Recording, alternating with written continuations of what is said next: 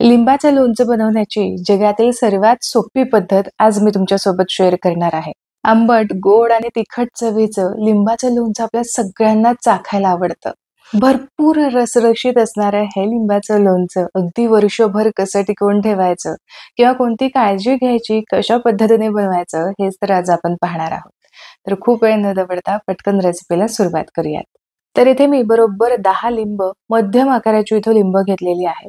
लिंबावरती असे फार डाग नकोत किंवा खूप असे पिकलेले लिंब सुद्धा नकोत. आता ही लिंब मी स्वच्छ पाण्याने धुवून घेतलेली आहेत. आता ही लिंब आपल्याला पुसून घ्यायची आहेत. लक्षात घ्या, लोणचं आपल्याला वर्षभर टिकवायचं आहे, यासाठी कुठलाही पाण्याचा अंश आपल्याला यामध्ये राहता कामा नये. म्हणूनच आपल्याला पाणी न घालता किंवा अजिबातच पाण्याचा वापर न करता इथे लिंबाचं लोणचं बनवायचंय, की जेणेकरून हे वर्षभर टिकेल. इथे सगळी लिंब मी स्वच्छ कोरडी अशी पुसून घेतलेली आहेत. आता ही एक-एक करून आपल्याला चिरून घ्यायची आहे. लिंब चिरत असताना चांगली धार असणारी सुरी घ्यायची, की जेणेकरून लिंबामधला जो रस आहे, तो खूप असा वाया जाणार नाही किंवा लिंबू कापत असतानाच खूप तो वेस्ट होणार नाही. आता एक लिंबाचे आपल्याला 8 भाग करून घ्यायचे आहेत साधारण या पद्धतीने आणि आता भाग करून झाले, की मग नंतर लिंबामधल्या ज्या बिया आहेत, त्या काढून टाकायच्या. नाहीतर मग लिंबामधल्या बिया तशाच ठेवल्या, तर मग जे लोणचं आहे ते थोडंसं कडसर लागतं आणि म्हणूनच लिंबामधल्या बिया कट केल्यानंतर काढणं अगदी सोपं होऊन जातं. इथे संपूर्ण लिंबाच्या फोडी अशा छान कट करून घेतलेल्या आहेत. याचबरोबर इथे मी ज्या बिया आहेत त्यासुद्धा वेगळ्या करून घेतल्या. आता हे लिंब जे आहे ते एका वेगळ्या प्लेटमध्ये आपण काढून घेऊयात. तर लिंबू कट करून आपण एका वेगळ्या प्लेटमध्ये काढून घेतलं. आता यामध्ये ना जो पोह्याचा एक चमचा असतो मीडियम साईजचा, असे 2 चमचे भरून आपल्याला यामध्ये मीठ घालायचंय. तर लक्षात घ्या, 10 लिंबांसाठी आपल्याला 2 चमचे भरून इथं मीठ घालायचंय आणि अगदी पाव चमचा भरून आपल्याला यामध्ये हळद घालायची. बेसिकली आपल्याला या लिंबाला मॅरिनेशन द्यायचं आहे, की जेणेकरून लिंबामधला जो काही रस आहे तो छान या मिठामुळे एकजीव असा मुरला जाईल आणि याच्या ज्या साली आहेत ना त्या सुद्धा हलक्याशा सॉफ्ट पडतील. आता हे सगळं साहित्य चांगलं एकजीव मिक्स करून घ्यायचं. मीठ आणि हळद मी चांगलं इथे लावून घेतलेलं आहे. यानंतर जर तुमच्याकडे वेळ असेल, तर हे जे आपण मीठ आणि हळद लावून ठेवलेलं लिंबू आहे, ते साधारण 1 ते 2 दिवसांसाठी चांगल्या कोरड्या बरणीमध्ये ठेवून द्यायचं आहे, की जेणेकरून छान हे मुरलं जाईल आणि याचबरोबर याच्या ज्या साली आहेत, त्या थोड्याशा सॉफ्ट होतील. इथे आपल्याला काचेची बरणीच घ्यायची आहे, जी अगदी स्वच्छ साफ करून चांगली कोरडी करून घ्यायची. साधारण कोरडी केल्यानंतर थोडीशी उन्हामध्ये ठेवली तर छान ती कोरडी होते आणि याचबरोबर अजिबात यामध्ये पाण्याचा अंश राहत नाही. हे लिंबू आपल्याला अशीच बरणीमध्ये भरून कमीत कमी 2 ते 3 दिवसांसाठी स्टोअर करून ठेवायची, की जेणेकरून ही छान मुरली जातील. पण जर तुमच्याकडे वेळ नसेल, तर तुम्ही ही स्टेप नाही केलीत तरी सुद्धा चालू शकतं. तुम्ही 2 ते 3 दिवस असे स्टोअर करून ठेवणार असाल, तर अधून-मधून लिंब जरा वर-खाली करून घ्यायची. तर इथे 2 दिवसांसाठी ही लिंब मी अशीच ठेवली होती. 2 ते 3 वेळा मी वर-खाली करून घेतलेली आहे आणि हलकीशी ही लिंब सॉफ्ट पडलेली आहेत. याचबरोबर यामधलं हलकंसं ज्यूस मिठाने लिंबामधलं जे ज्यूस आहे ते थोडंसं खाली आलेलं आहे.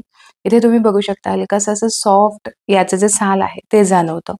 आता ही जर प्रोसेस करायची नसेल, जसं की मी तुम्हाला आधी सांगितलं, तर तुम्ही हे स्किप करू शकता आणि आता जे मी तुम्हाला प्रोसेस सांगणार आहे, जी कृती सांगणार आहे, ती तुम्ही लगेचच करायला घेतली तरी सुद्धा चालेल.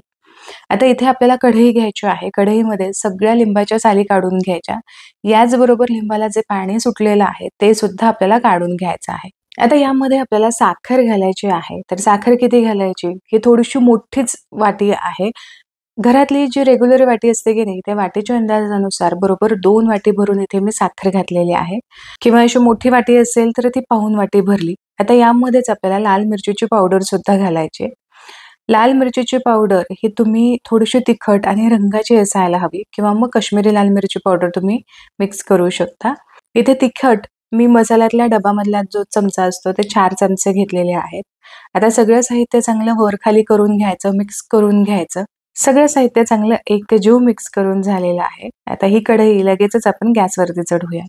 आता एक लक्षात घ्या, की गॅसची फ्लेम आपल्याला लो ठेवायची आहे आणि लो फ्लेमवरती साखर संपूर्णपणे आपल्याला वितळून घ्यायची किंवा जी काही आपण लोणच्याची प्रोसेस करणार आहोत, ती सगळीच आपल्याला लो फ्लेमवरती करायची.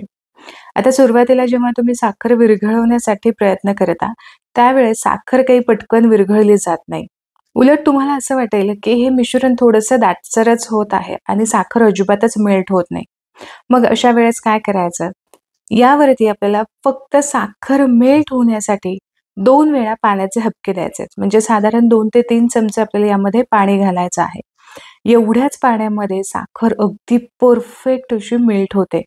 लक्षात घ्या, की खूप जास्त पाणी सुद्धा घालू नका. फक्त 2 ते 3 वेळा पाण्याचा हबका द्यायचा आहे आणि आता तुमच्या लगेचच लक्षात येईल, की साखर लगेचच विरघळायला, मेल्ट व्हायला सुरुवात झालेली आहे. यानंतर कंटिन्यू आपल्याला हे हलवत राहायचं आहे आणि संपूर्ण साखर चांगली मेल्ट करून घ्यायची. लिंबामधला रस, मिठाचं सुद्धा पाणी होतं आणि साखरेचं सुद्धा पाणी होतं. यामुळे छान असा मस्त यामध्ये दाटसरपणा निर्माण होतो. आता यावरती आपण झाकण ठेवूयात आणि मिश्रणाला उकळी येण्याची वाट पाहूयात. तर 1 मिनिटाच्या आतमध्येच अशी हलकीशी उकळी यायला सुरुवात होते. यानंतर मात्र तुम्ही थोडंसं हे मिश्रण हलवून घ्या. इथे तुमच्या लक्षात येईल, की हे जे मिश्रण आहे ते सुरुवातीपेक्षा आणखीन जास्त पातळ दिसतंय. म्हणजेच जी साखर आहे यामधली ती संपूर्णपणे मेल्ट झालेली आहे. जर तुम्हाला असं वाटलं, की हे मिश्रण अजूनही खूप दाटसर वाटतंय, तर या पद्धतीने थोड्याशा लिंबाच्या फोडी अशा मॅश करून घ्यायच्या, थोड्याशा दाबून घ्यायच्या म्हणजे लिंबामधला जो रस आहे तो थोड्याफार प्रमाणामध्ये बाहेर निघला जातो. आता पुन्हा हे सगळं मिश्रण चांगलं मिक्स करून घ्यायचं आणि यानंतर यावरती पुन्हा झाकण ठेवायचं. तर हे बघा इथे तुम्ही बघू शकता मस्त लिंबाने त्याचं पाणी सोडलेलं आहे आणि याच बरोबर हे जे मिश्रण आहे ते चांगलं असं उकळायला सुद्धा सुरुवात झाली. रंग सुद्धा अगदी सुरेख आलाय. तर साधारण आत्तापर्यंत झाकण ठेवल्यानंतर 2 मिनिटाच्या आतमध्येच ही प्रोसेस व्हायला सुरुवात होते. आता मात्र तुम्हाला हे मिश्रण खूप असं सैलसर किंवा पातळ दिसेल. आता यावरती झाकण ठेवायचं आणि साधारण एक 7 ते 8 मिनिटांसाठी चांगलं हे हलकसं मिश्रण दाटसर होईपर्यंत शिजवून घ्यायचं. तर बरोबर 7 ते 8 मिनिटानंतर इथे तुम्ही बघू शकता हे मिश्रण चांगलंच दाटसर झालेलं आहे. लिंबाच्या फोडी बघितल्या तर त्या सुद्धा चांगल्या अशा मऊसूत शिजलेल्या आहेत.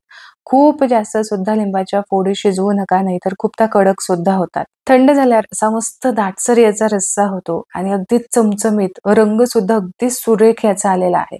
असं आंबट, गोड, तिखट असणारं लिंबाचं लोणचं नक्की ट्राय करून पहा. छान रसरशीत असं हे लिंबाचं लोणचं तयार होतं आणि मस्त वर्षभर सुद्धा हे टिकतं.